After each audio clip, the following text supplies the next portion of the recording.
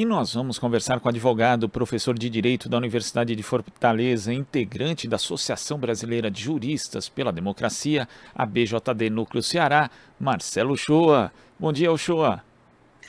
Bom dia, Glauco. Satisfação sempre enorme participar do Jornal Brasil Atual, cara. Satisfação é Obrigado. nossa. Uchoa, ontem foi entregue o relatório produzido pela equipe técnica das Forças Armadas ao Tribunal Superior Eleitoral acerca da fiscalização do nosso sistema eletrônico de votação. E o documento de 62 páginas não apontou fraude no processo eleitoral, como insinuou durante muito tempo o presidente Jair Bolsonaro, inclusive ao longo de todo esse ano, mas também é um documento que é ambíguo ali, apresentar possíveis ressalvas sobre o sistema de votação. Como é que você viu esse documento? A montanha acabou parindo um rato, Shoa? Pariu, né, Glauco? E nem precisava ter parido, porque, na verdade, não é responsabilidade das Forças Armadas, nem competência produzir esse tipo de documento. Foi uma chantagem do presidente que está saindo para, na verdade, criar um clima de tensão no Brasil de que o sistema eleitoral brasileiro é um sistema manipulável. Porém, ele pode até ser manipulável. Você agora estava mostrando a quantidade de fraudes que aconteceram de assédio eleitoral, de assédio nas empresas, de assédio nas igrejas, de uso do orçamento, de uso da máquina, mas não na urna eletrônica. A urna eletrônica ela é absolutamente segura. O que esse relatório demonstra é aquilo que a gente já sabia, que na geração do código-fonte é uma operação humana, e lógico que há uma possibilidade de manipulação. Entretanto, aquele momento ele é acompanhado por todas as representantes das organizações que acompanham as eleições, por todos os órgãos de poderes que se fazem presentes, os partidos políticos. Então, ele é também seguro.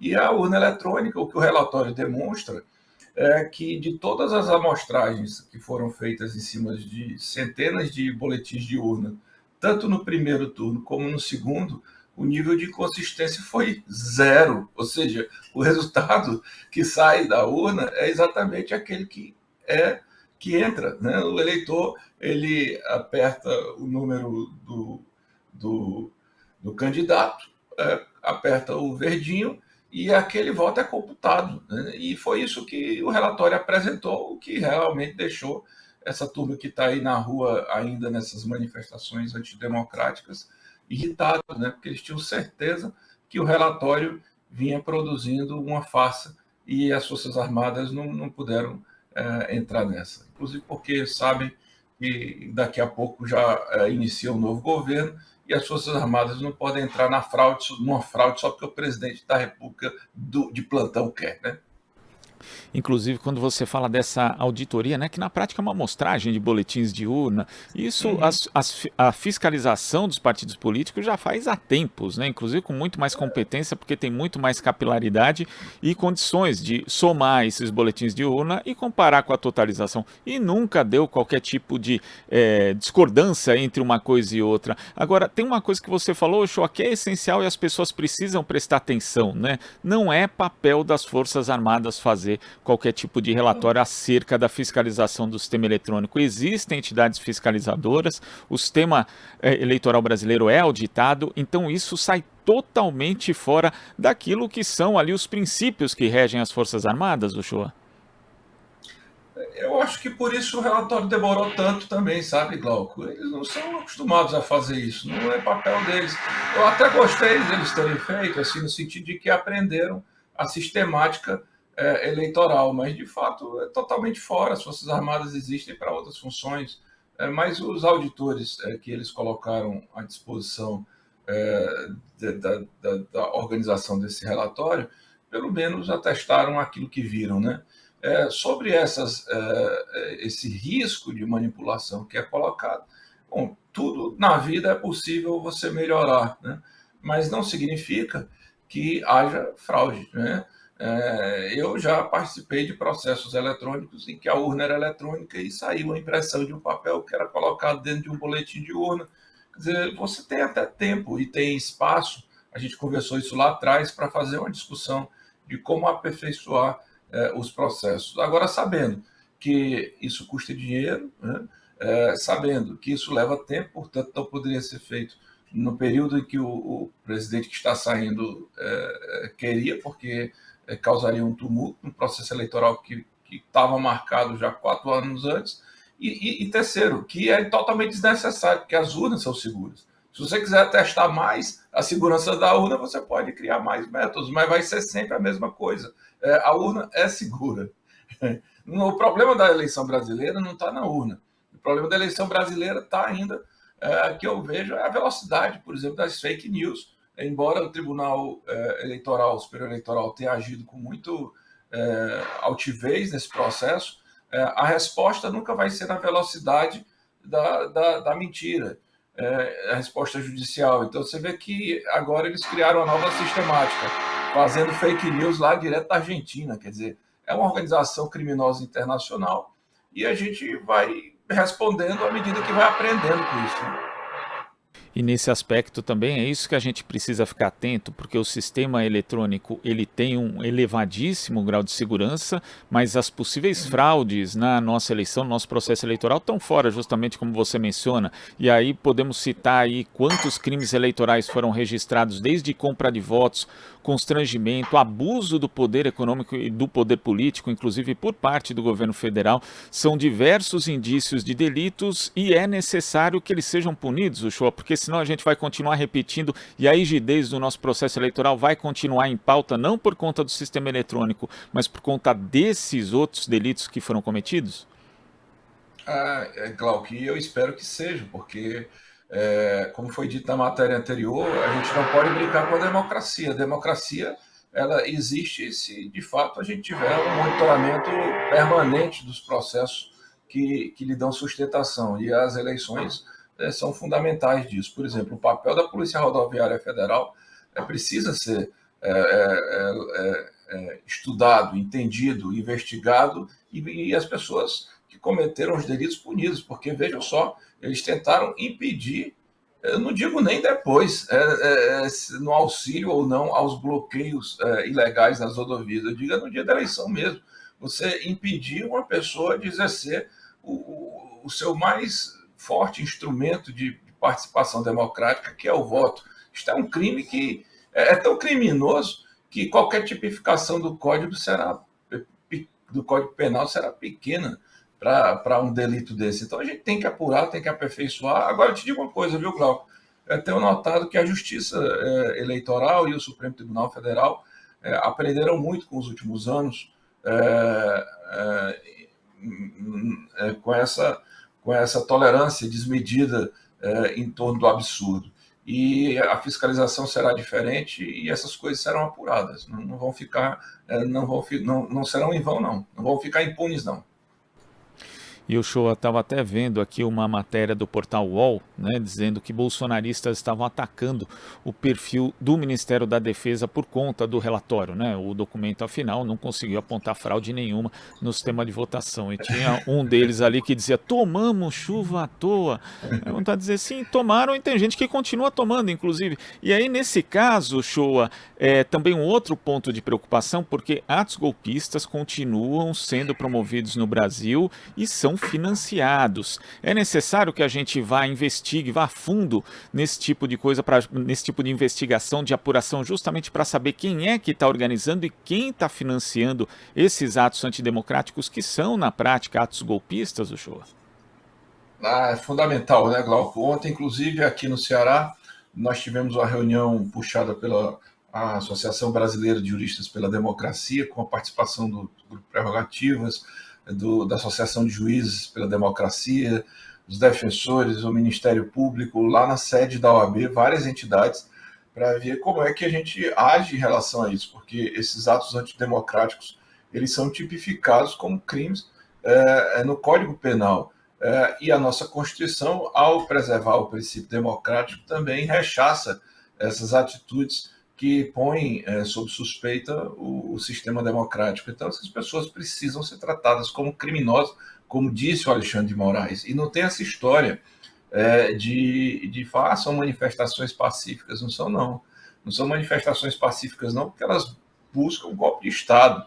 Então, assim, você não pode buscar aquilo que é impossível dentro do sistema jurídico e da lógica da legalidade e da legitimidade ética. Você não pode, por exemplo, manifestar-se com gestos nazistas porque está fazendo aquilo pacificamente, porque, no fundo, a sua intenção não é pacífica. Então, tem que haver uma ação, sim. Aqui no Ceará, agora mesmo, 11 horas, nós teremos uma reunião na Procuradoria-Geral de Justiça, e para saber, principalmente, quem são esses financiadores, que a gente já sabe, né, por reportagens, em alguns estados, são financiados por grandes empresários, aqueles mesmos, né, Glauco, que estão por trás dessa máquina de fake news, que estiveram por trás do boicote às medidas de prevenção durante a pandemia da Covid-19, dos atos hostis contra o Supremo Tribunal lá atrás, não são tão diferentes, não. É uma rede que, se você integrar, vai chegar rapidamente ao final. É um lockout desnecessário. E agora, embora eu acho que vai ser desmobilizado depois desse relatório, porque, como você mesmo disse, o pessoal está irritado porque fiquei à toa tomando banho de chuva e usando banheiro. Rapaz, ficou. Eu até fiz um videozinho agora, sabe? Depois vamos para casa, vamos cuidar da vida de vocês. Esse pessoal não percebe que a transição já começou, que o governo próximo já está se constituindo. No dia 1º de janeiro, o Lula terá obrigações complexas, desafios grandes. Não dá para ficar perdendo tempo com esse tipo de bobagem, né? Não, é impressionante, Uchoa, quando você fala dessa participação dos empresários, que a gente sabe quem é. Um deles, inclusive, em 2018, teve vídeo mostrando que ele constrangia funcionários a votar em Jair Bolsonaro naquela eleição.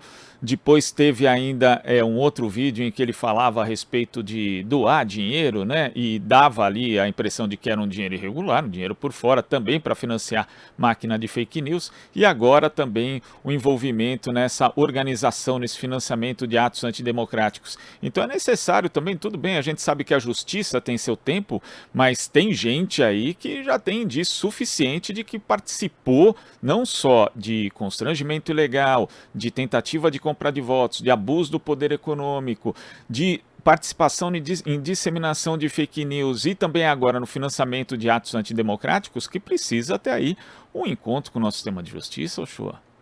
Não, tem que ter, porque inclusive são pessoas que são beneficiados, né, em situações tributárias, são sonegadores que têm dívidas perdoadas ou dívidas, cobranças alongadas, prolongadas demasiadamente, são pessoas que cometem na sua rotina ilícitos na área trabalhista também, assédio eleitoral do trabalhador na época da eleição. Essas pessoas precisam ter uma lição realmente de sistema democrático, e esse encontro com a justiça eu espero que seja feito. Glauco, você me desculpa, de vez em quando tem um barulho complicado. Rapaz, esse é o problema de eu dar entrevista depois das 8 horas da manhã. Parece que esse cara vai quebrar aqui minha parede e entrar dentro da minha casa. Mas aí são intervenções pontuais, o show aí a gente está ouvindo aqui. Isso faz parte, né, do programa ao vivo, mas vamos tocar aqui o show. E queria só para concluir mesmo, a gente teve aí esse relatório que foi elaborado pelo Ministério da Defesa. E agora a perspectiva é que o Ministério da Defesa volte a ser ocupado por um civil. O que, aliás, era a previsão de quando o próprio Ministério foi criado, a ideia de que ele representasse na prática a submissão do poder militar ao poder civil. Mas isso mudou quando Michel Temer nomeou Joaquim Silvio Luna como ministro da Defesa, e de lá para cá sempre foi um militar ocupando essa pasta. Essa volta dos civis ao Ministério da Defesa pode também ser uma atitude que na prática significa um retorno à normalidade do nosso arranjo democrático, Uchoa? Sim. Eu acho o seguinte, Glauco, nós estamos falando desse relatório porque esse relatório foi apresentado como se fosse assim um instrumento de validação do sistema democrático. Porém, eu já havia preparado aqui para chegar para você para dizer que a importância desse relatório é menor do que essa folha de papel aqui, que é a nota da compra desse microfone que eu estou falando aqui. Na verdade, isso não influi nem contribui nada. não é papel das Forças Armadas. E aí eu acho que as Forças Armadas têm uma importância militar a cumprir. E, claro, que na chefia tem que ter alguém que seja civil, porque é exatamente a pessoa que vai deixar de instrumentalizar as Forças Armadas com esse tipo de chantagem que este presidente vem fazendo, que também não é só no Exército, nem é só na Marinha, nem na Aeronáutica, são nas polícias em geral, são nos órgãos de controladoria, é na PGR, ele diz que tem ministros, é na Advocacia Geral da União, que está tudo errado no Brasil, né, Glauco? E eu acho que agora volte à normalidade. Sendo um civil ou sendo um militar, que seja alguém de fato comprometido com a democracia e com a Constituição. Agora, eu acho que, pelo que a gente conhece do Lula, será um civil, porque assim tem sido. Né? O bom do Lula é que todo mundo o conhece, portanto, o governo dele é mais do que bem-vindo. Você conhece o jeito que ele governa, sabe que ele tem diálogo, sabe que ele tem maturidade, sabe que ele sabe governar bem, sabe que ele empresta credencial, né? Tanto aos processos internos quanto à imagem do Brasil lá fora. Então, a surpresa que vier será bem-vinda. Ao contrário do que acontece agora, que todo dia você fica na expectativa de um horror acontecer para a gente comentar. Mas eu acho que agora nem tem mais isso, viu, Glauco? Depois desse relatório aí, não é possível. Não é possível. O show, agora eu vou concluir aqui pedindo para você duas avaliações, que seriam dois palpites qualificados, na verdade. Quem você acharia um bom nome para ser ministro da Justiça no governo Lula e também para uma nomeação no Supremo Tribunal Federal? A gente sabe, né, que o ministro Ricardo Lewandowski vai se aposentar no primeiro semestre de 2023. Existe até a possibilidade dele antecipar um pouco essa aposentadoria. Então, que nomes que você acha que poderiam ocupar tanto o Ministério da Justiça, que vai ter um grande desafio, né, porque tem a Polícia Federal, a Polícia Rodoviária Federal, que foram aparelhadas por Jair Bolsonaro, e também o Supremo Tribunal Federal, Shoa? Olha, eu acho que para ministro da Justiça, eu torço pelo Flávio Dino. Né? É, foi juiz federal, deixou a magistratura para ir disputar uma eleição difícil num estado completamente aparelhado pelo Sarney, pelo PCdoB, não venceu a prefeitura, mas venceu o governo do estado, foi governador 2 vezes, fez uma excelente gestão, foi presidente da AJUF, então assim, estudou o sistema de justiça, ele tem tanto conhecimento jurídico como conhecimento do sistema de justiça em si, como conhecimento de governo, tem autoridade intelectual e moral e é senador da República. Eu acho que faria falta no Senado, mas hoje talvez a contribuição que ele tem a dar à justiça é bem maior. Ele, no Senado, é uma pessoa, por exemplo, que se o Bolsonaro fosse presidente, ele seria importante porque ele desmoraliza o Moro em 15 segundos. Mas como o Bolsonaro não é presidente, presidente é o Lula, o Moro vai ser um medíocre no Senado. Então não precisa sequer de contraponto. Na Justiça, eu acho que ele seria um excelente nome. Com relação ao Supremo, Glauco, eu prefiro nem opinar, porque eu tenho tanta gente aí que, amigas e companheiros, amigas e amigos colocando o nome, é tão complexo isso, porque o nome tem que ser alguém que tenha uma idoneidade pessoal, uma credencial jurídica, que seja comprometido realmente com a defesa da Constituição, mas ao mesmo tempo o Lula tem critérios, né, de composição paritária, de composição identitárias e tal, mas eu acho que é uma discussão mais, não é tão imediata, né? Imediato mesmo é a gente definir essa estrutura que iniciará o governo. Eu acho que se for o Flávio Dino, será um grande ministro da Justiça, mas também se não for o Flávio Dino, eu tenho certeza que o Lula escolherá um grande nome. Nomes nós temos, né? O Glauco, nomes não faltam. Eu sempre... Tasso Genro, puxa vida. Então, enfim, mas nesse momento eu acho que o Flávio Dino seria um senhor nome. E as pessoas aqui no chat do YouTube da TVT colaborando também, viu, Show? Lembrando aqui de Silvio de Almeida, também da Carol Proner, do Eugênio Aragão, que foi ministro da Justiça Dilma Rousseff. Então, são nomes muito bons, né, o Show? É porque, assim, são todos grandes nomes, né? Mas o Flávio Dino, ele agrega isso que eu estou dizendo, né? Ele, além de ter sido uma autoridade da magistratura, porque ele foi da JUF, né? Ele foi governador do estado 2 vezes, ele é nordestino, a gente não pode deixar de entender que o Nordeste tem o protagonismo, né, nesse país. Está na hora da gente começar a entender que o Nordeste... Porque tem muita gente que pensa, o Bolsonaro tem certeza que no Nordeste só tem gente burra e analfabeta. Não, cara, o nordestino é um ser humano consciente do valor do seu voto, consciente do que faz, tendencialmente progressista e de esquerda, e que tem dado a sua demonstração e a sua lealdade ao país. O Flávio Dino, inclusive, tem essa representação regional. Mas Carol Prona é um grande nome, Silvio de Almeida é um ótimo nome, Eugênio Aragão já demonstrou também. Mas aí é o Lula, né? Qualquer um desses aí eu me sinto contemplado e representado plenamente. E eu acho também que eles se sentirão pelos outros.